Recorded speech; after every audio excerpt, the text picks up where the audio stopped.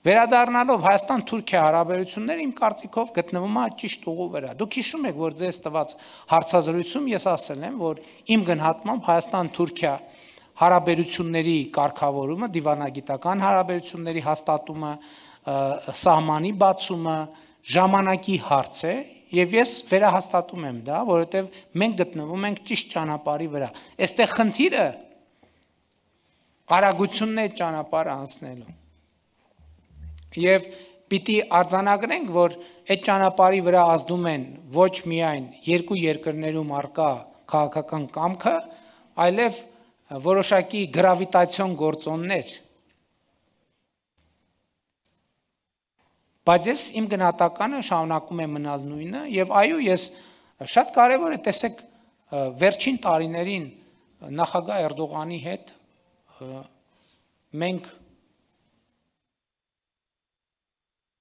շատ հաճախ ենք հանդիպում, ես երկու անգամ Թուրքիա եմ այցելել, ընդ որում վերջին անգամ, առաջին անգամ աշխատանքային այցով,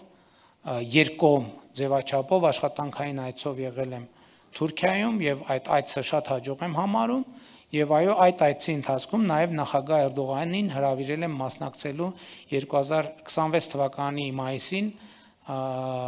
Երևանում կայանալիք Եվրոպական քաղաքական համայնքի գագաթաժողովին, ես